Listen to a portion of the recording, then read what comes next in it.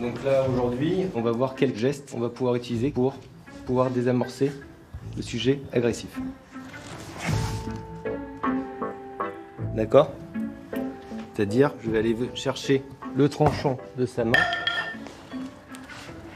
Des soignants entraînés au combat, comme des policiers. Alors quel est le pas que j'ai fait? Je me suis toujours mis en sécurité. J'ai toujours un air naturel, mais les bras montés. D'accord? Et je vais faire le pas de l'escrimeur. Au CHU de Limoges, médecins, infirmiers, brancardiers apprennent des gestes d'autodéfense. En France, ils sont déjà 4000 à avoir suivi cette formation pour se protéger des patients violents tout en évitant de les blesser.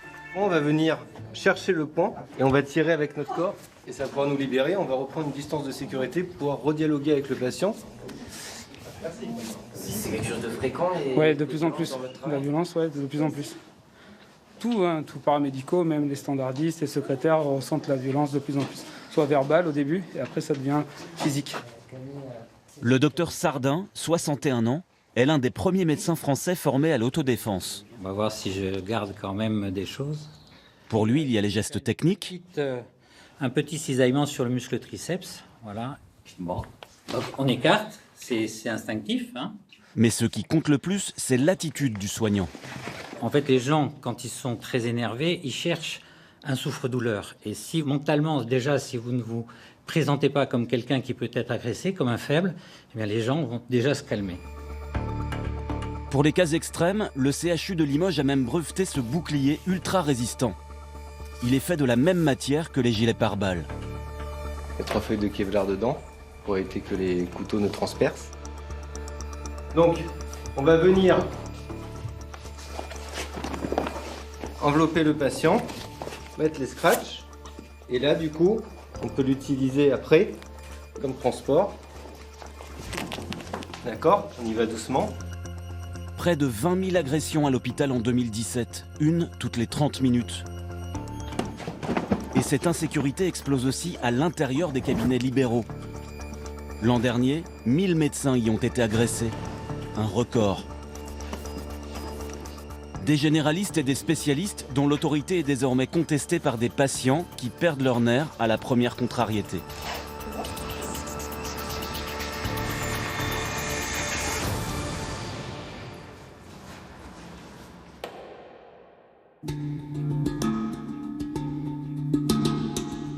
La Bourgogne, un quartier difficile de Tourcoing, dans le nord de la France. Depuis 15 ans, Bertrand Legrand y est généraliste avec sa femme. D'entrée, un détail donne une idée de l'ambiance. Les vitres du cabinet sont blindées. Vous voyez là, en fait, c'est là qu'est arrivé le parpaing, en fait, juste là, et qui a touché la vitre. Heureusement qu'il était blindé. Si je ne l'avais pas fait, la vitre elle aurait explosé dans mon dos et j'aurais reçu le parpaing. Puis, je ne sais pas si vous voyez la distance, mais le gars était quand même assez musclé pour balancer un parpaing de la rue jusque là. Ça fait poum. J'ai cru que c'était un coup de feu dans le quartier. Et en fait, c'était le parpaing qui était arrivé dans la vitre, quoi. On imagine que quelqu'un n'avait pas dû avoir ce qu'il fallait, comme il fallait. Je ne sais pas. Le ton est détaché. Visiblement, le docteur a le cuir épais. Il nous raconte une altercation récente. Un patient avait agressé sa secrétaire et il refusait de s'excuser. Il n'a pas voulu sortir, il était insultant, il était menaçant. Et donc du coup, j'ai dû finir par en arriver à appeler la police. Et sitôt j'avais raccroché, ouais, c'était reparti. C'était remenace. Donc là, clairement, c'était des menaces de mort. C'était des menaces sur ma propre famille, sur mes enfants, sur ma femme. Enfin, c'était vraiment lourd. C'est pas simplement un coup d'énervement, c'est pas un coup de sang, quoi. C'était quelque chose d'assez froid. Et donc du coup, c'était quelque chose de dangereux. Bertrand Legrand déposera une main courante, la routine. Avec sa femme, également médecin au cabinet, ils l'ont fait 6 fois. Quelqu'un avait tout simplement étalé des excréments sur mon capot, côté conducteur. Voilà. Ma femme a fait face à un individu qui était violent, qui l'a menacé, qui l'a touché. Il me provoquait en me demandant de venir et qu'il allait me péter la gueule. Voilà. Ça a été? Le couple de généralistes reçoit jusqu'à 90 personnes par jour. Rythme soutenu, style direct. Au suivant! Bertrand Legrand tutoie tous ses patients. Je te laisse monter sur la balance et puis tu peux t'allonger sur la table. C'est bon, le plus dur est passé. C'est bien, t'as été courageux. Suivant. Entrez. Je t'écoute, qu'est-ce qui t'arrive? Bah rien du tout, je veux le vaccin pour la grippe. Ah. Ici, comme partout en France, c'est souvent le temps d'attente qui déclenche les tensions.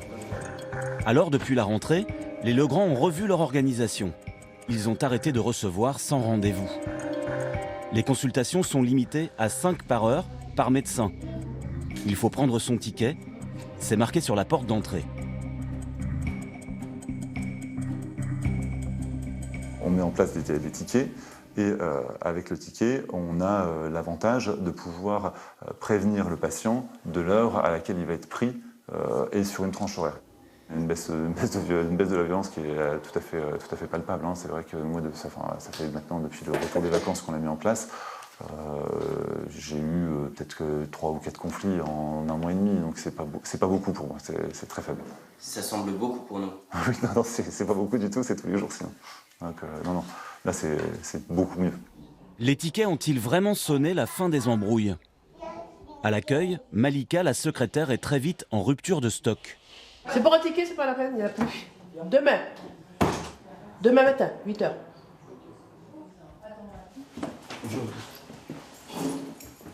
La personne suivante, s'il vous plaît.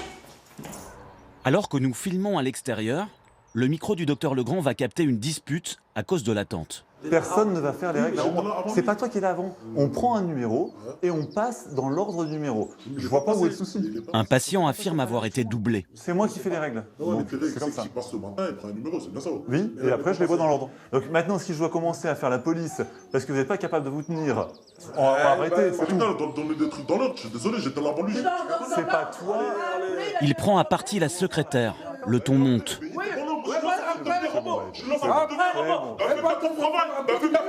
Ça suffit. Vous attendez en bas et vous arrêtez d'emmerder le monde. J'aimerais bien avoir du calme. Merci. Dans la salle de consultation, le docteur Legrand rappelle son patient à l'ordre. Vous savez le nombre de personnes que je vois? Et quand est-ce que ça va percuter là-haut, quoi? Tu comprends? Il y a une colère qui existe chez nous, médecins. Moi, ma femme, on en a ras-le-bol de trucs comme ça. C'est insupportable. Je fais ce que je peux. Mais si vous me foutez un bordel monstre dans ma salle d'attente, c'est simple, moi je me barre et c'est fini. D'accord? Allez, on oublie ça et on passe à autre chose. À la sortie, le patient réitère ses plaintes, à la manière d'un client mécontent. Mais des systèmes qui ne respectent pas, c'est normal que ce bordel après.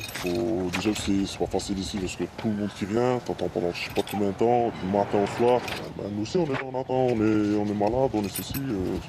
C'est compliqué aussi pour nous, faut aller dans le sens.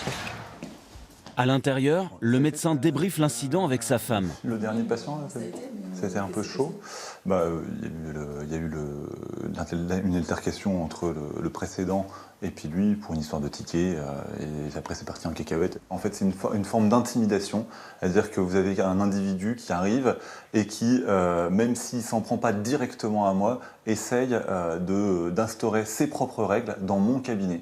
Le médecin, il est libéral, donc il vient chez un cabinet qui est privé. Et les règles, moi, je les fais appliquer. Et c'est quelque chose d'essentiel dans un rapport de force comme ça.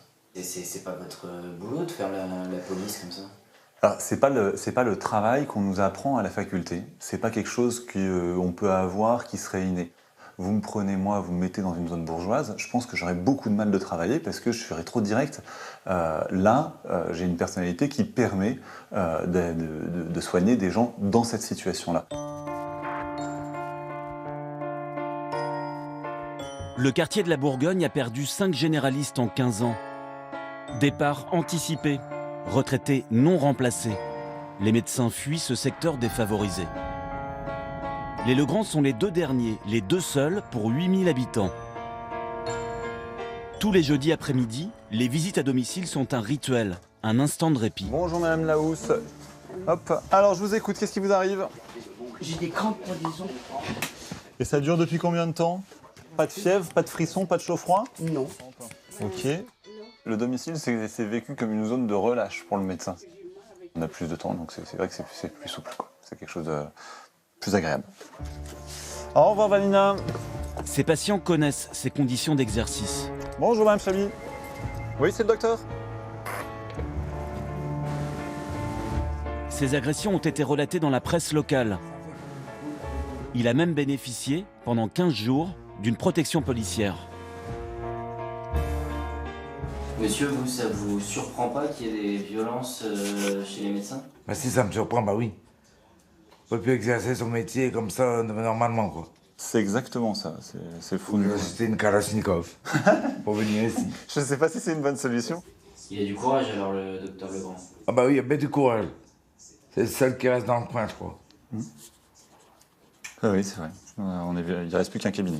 Et il a de l'humour aussi. Ah, moi, de mon côté, je peux rien faire.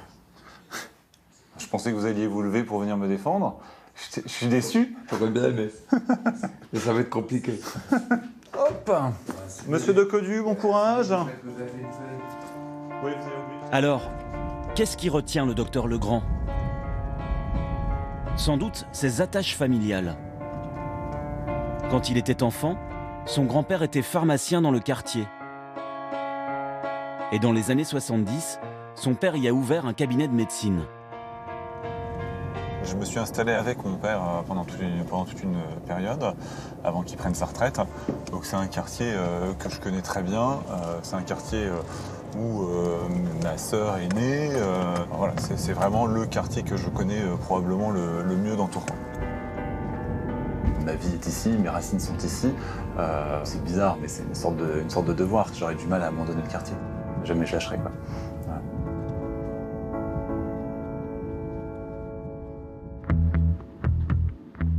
L'insécurité des médecins préoccupe de plus en plus le Conseil de l'Ordre.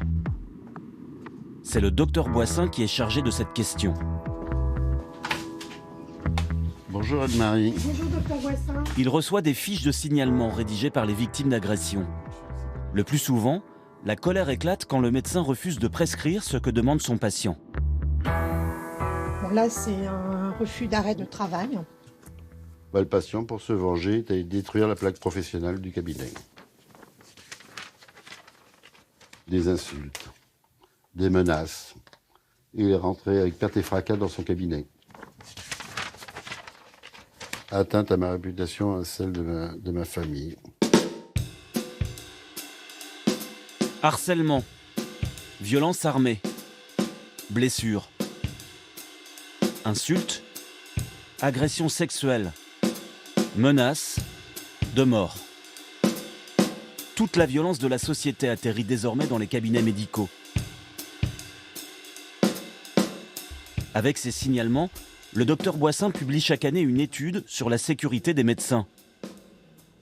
Pour la première fois, le cap des 1000 agressions a été franchi. Les 3 régions qui signalent le plus d'incidents, c'est Provence-Alpes-Côte d'Azur, les Hauts-de-France et l'Île-de-France. Le département le plus touché, c'est le Nord, avec 108 agressions. Des données sans doute en deçà de la réalité. Selon le docteur Boissin, seul un médecin sur 5 déclarerait son agression. Dans quel environnement ont-elles lieu? D'après l'étude, 53% des faits se déroulent en centre-ville, 21% en banlieue et 13% en milieu rural. Les médecins concernés sont à 61% des généralistes, à 39% des spécialistes.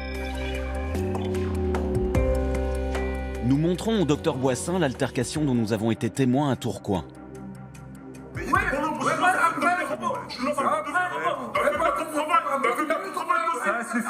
Ça suffit. Vous attendez en bas et vous arrêtez d'emmerder le monde. J'aimerais bien avoir du calme. Merci. Là, je vais réagir là tout de suite. La première réaction que j'ai, le médecin garde son sang-froid devant cette agression qui est quand même violente. La deuxième réflexion, c'est qu'il a essayé de résoudre le problème en mettant des tickets. Mais vous imaginez ce confrère, comment exercer après une telle agression? Il lui faut 3 quarts d'heure pour s'en remettre. Des accrochages courants selon lui. Les patients d'aujourd'hui se comporteraient comme des consommateurs pressés dans un supermarché. On est dans l'époque de l'immédiateté. Les patients ne veulent pas attendre, estiment qu'ils ont beaucoup de droits, un peu moins de devoirs.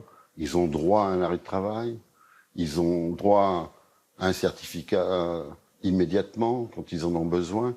C'est l'évolution un peu négative de la mentalité de la société. On ne pense pas aux autres. Alors que nous, médecins, on est dans l'image inverse, c'est-à-dire on pense aux autres avant soi. Le médecin serait donc une figure morale désacralisée, de plus en plus vulnérable.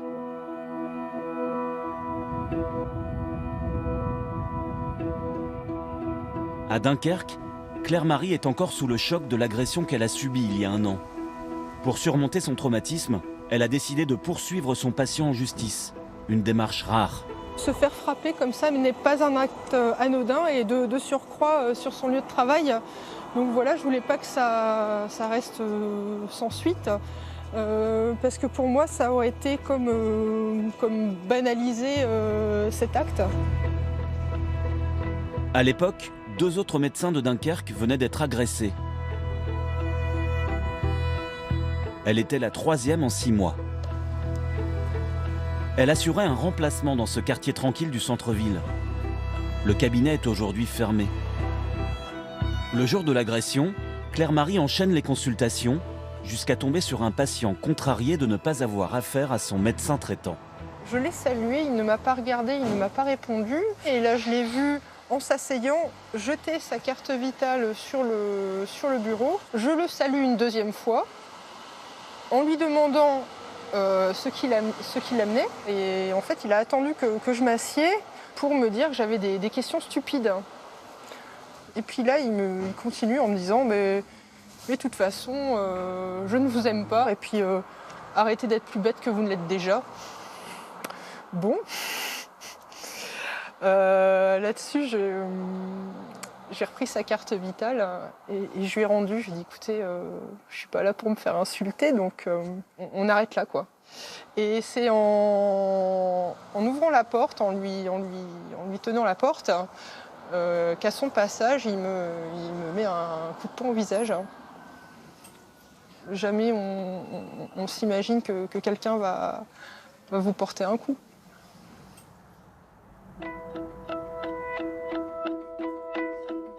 Le rhume s'est passé ou vous toussez encore un petit peu?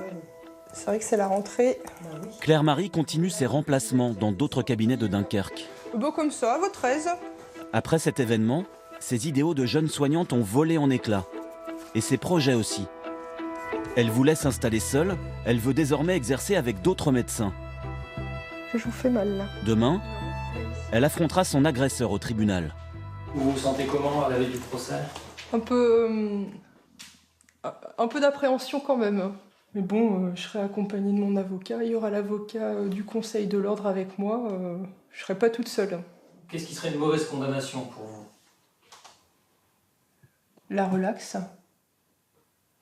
Parce que ça voudrait dire pour moi qu'il ne s'est rien passé.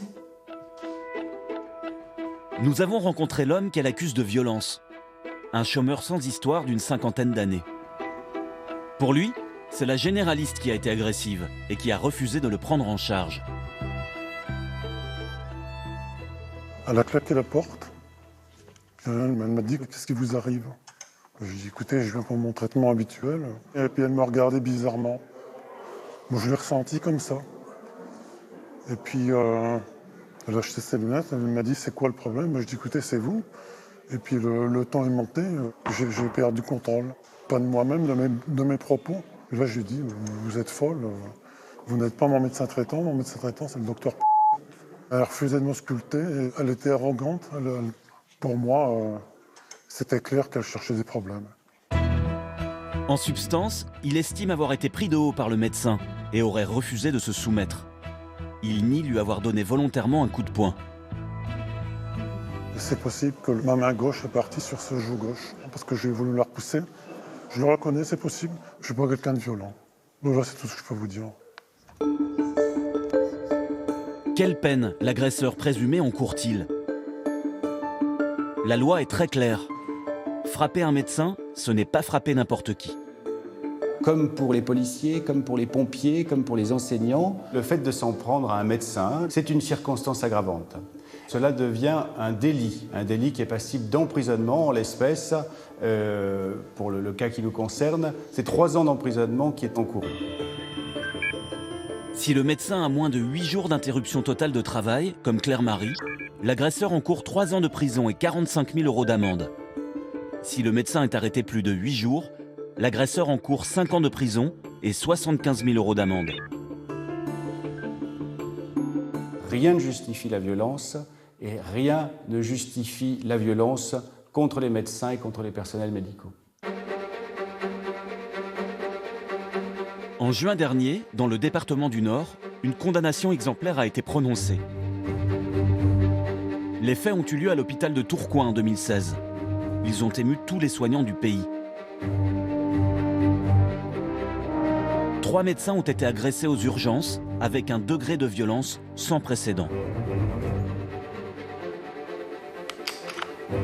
Nous avons récupéré des documents inédits sur cette affaire. Sur ces images de vidéosurveillance, des voitures civiles entrent dans le sas normalement réservé aux ambulances. 15 personnes d'une même famille accompagnent un homme de 80 ans en fauteuil roulant. Il vient de faire un malaise. Il est tout de suite emmené en salle d'observation, derrière l'accueil. La famille vient avec lui, ce qui est interdit. Ici, une infirmière demande à l'un de ses fils de sortir. L'homme a la casquette rouge. Mais il va revenir. Quand le médecin arrive après plus d'1 heure, elle demande à tout le monde d'évacuer les lieux. On m'a tutoyé et on m'a dit « T'es docteur, tu le vois, tu fais ton travail ». Ils ont commencé à m'insulter en ces termes « connasse, salope » et j'en passe. Je suis retournée dans la rotonde pour ne pas rester au milieu de 10 personnes. Nous avons parlé au téléphone à l'un des agresseurs, l'homme à la casquette rouge. Là encore, il explique que le temps d'attente a déclenché sa colère et celle de toute sa famille. Mon frère, il m'a ouvert la porte au cabinet des infirmiers, médecins et tout. Et il voit la médecin pour un de ses collègues. Et elle prenne pour un café, normal. Pourquoi pas pour un café? Bon alors qu'elle venait, elle dit « c'est mon père ». L'un des fils du patient s'en prend alors physiquement à la médecin. Celui qui avait une capuche rouge m'a tiré les cheveux en me baissant la tête. Je me souviens que je suis restée un petit peu de temps comme ça, courbée. Je me rappelle leur avoir dit « Vous êtes des cinglés, arrêtez, arrêtez !» Il y avait comme une bataille de saloon. On ne savait pas qui parlait, à qui étaient les pieds et les mains. Dans la mêlée, un autre médecin est roué de coups par plusieurs personnes, dont l'homme à la casquette rouge. Lui, il m'a vu arriver même lui, il m'a mis un coup de pied. Toi, tu sors pour se défendre, je comprends pas se défendre plus moi. Et quand il m'a mis le coup de pied, c'est lui dans les mains. Je n'ai pas fait ce combat, il a tenté de me freiner à pousser tout le monde. Il ne serait jamais arrivé tout ça. Tout ça ne serait jamais arrivé. Bilan, 3 médecins blessés, des touffes de cheveux arrachées, des lèvres fendues. La police embarque 3 membres de la famille. Ils seront condamnés à des peines de prison. La plus forte reviendra à l'homme à la casquette rouge, déjà connu de la justice. 18 mois de prison, dont 8 fermes. Quant au vieil homme, il restera 5 jours en observation après son malaise. Depuis l'incident, le niveau de sécurité a été relevé à l'hôpital de Tourcoing, avec notamment de nouvelles portes et de nouvelles caméras. Partout en France, les hôpitaux renforcent la vidéosurveillance. Mais cela ne dissuade pas toujours les agresseurs. Été 2017, dans le hall d'accueil de l'hôpital de Gonesse, près de Paris. Ces images impressionnantes montrent une bagarre générale.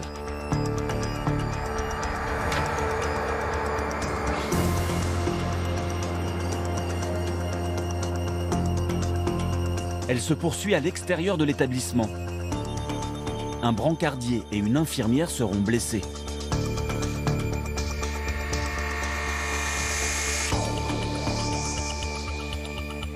Si les grands hôpitaux peinent à contenir la violence, Les petits cabinets, sans vigile ni caméra, ne sont-ils pas encore plus exposés? Un fait divers a marqué les esprits.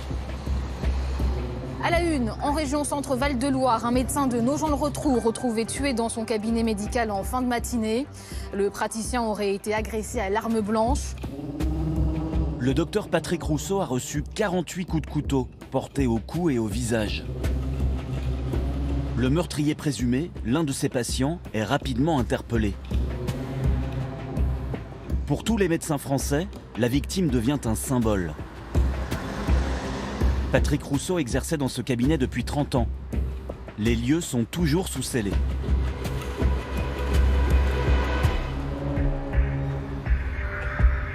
Marie-Carmen Rousseau, la veuve du médecin, ne se remet toujours pas des circonstances atroces du décès de son mari.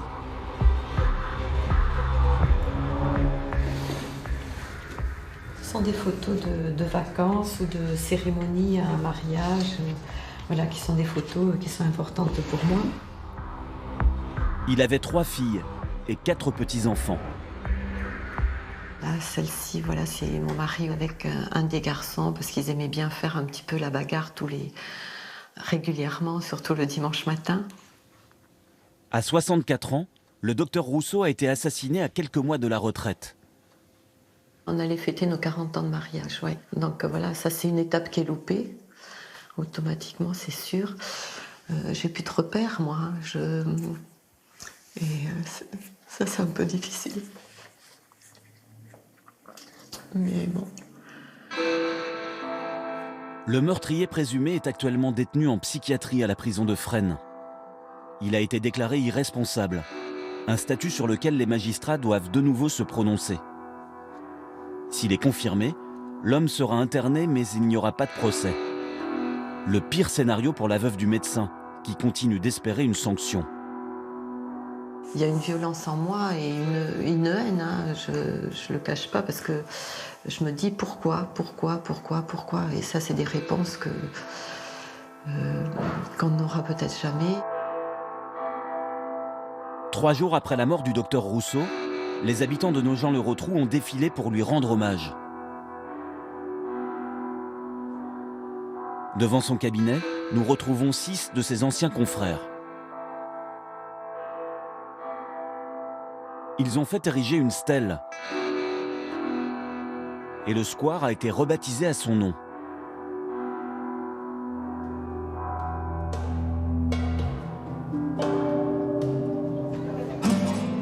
L'Eure-et-Loire est l'un des départements qui compte le moins de médecins par habitant. La mort tragique du docteur Rousseau rappelle à ses anciens confrères à quel point ils sont isolés et démunis. Après cet événement terrible, moi j'ai quand même eu quelques jours, voire quelques semaines où j'ai pas été le même, c'est-à-dire pas aussi serein dans mon cabinet. Et j'ai aussi consulté 3-4 jours avec un couteau dans mon tiroir, vous voyez, j'ai eu quand même... Voilà, je ne sais pas pourquoi j'ai eu ce geste. Bon, je suis bien sûr jamais servi, puis après j'ai trouvé ça un peu idiot et je n'ai pas éprouvé le besoin par la suite de me sécuriser. Moi, ça me semble inconcevable d'avoir un vigile devant l'entrée de mon cabinet. C'est même pas pensable, quoi. Hein. Quand on exerce notre profession, on est totalement dévoué à nos patients. Tous nos sens sont mis en éveil. Et il n'y a pas de place pour ça, pour une réflexion sur notre propre sécurité. Comment rassurer ces médecins libéraux qui travaillent sans protection, parfois au contact de patients instables? À Limoges, une 50aine de praticiens testent depuis l'été un dispositif unique en France. C'est le docteur Rousseau qui l'a inventé. En cas d'urgence, un bouton à presser, discrètement, qu'il a accepté de nous montrer. Il envoie directement un message géolocalisé au secours. Le petit bouton, il est tout petit, hein, donc effectivement, il peut tenir facilement, que ce soit dans une poche, la poche sur le côté. Pour éviter qu'il y ait des manipulations par inadvertance, donc on fait un double clic. Mais déjà, le médecin, lui, se sent un peu rassuré. Il sait qu'il y a quelqu'un qui va venir. Donc déjà, on a le temps de négocier, de parler, La peur est peut-être moins grande. Le Le docteur Rouchot a déjà testé son système avec le commissariat de Limoges et le SAMU. En cas d'agression, les policiers peuvent intervenir en moins de 8 minutes, partout dans la ville. D'ici quelques mois, tous les médecins de l'agglomération pourront être équipés gratuitement du bouton poussoir s'ils le demandent. Le docteur Rouchot démarche ses confrères comme un VRP. Allez, je te dérange pas. Donc en fait, c'est un truc tout bête, hein. C'est un petit bouton, voilà.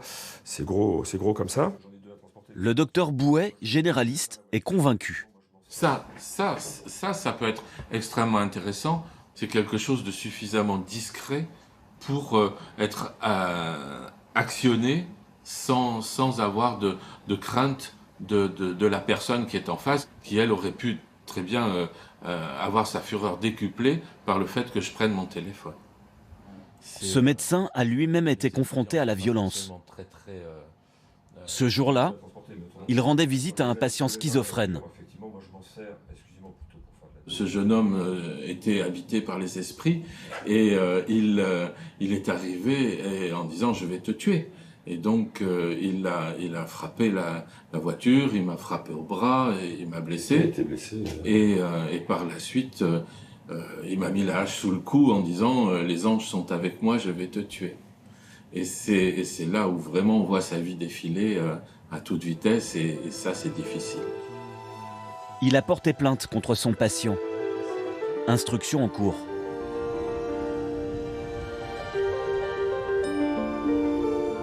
À Dunkerque, c'est aujourd'hui qu'est jugée l'agression de Claire Marie.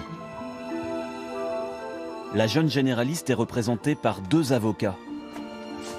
Le sien et celui dépêché par l'ordre des médecins. L'agresseur présumé se défend tout seul. L'audience est ouverte, vous pouvez vous asseoir.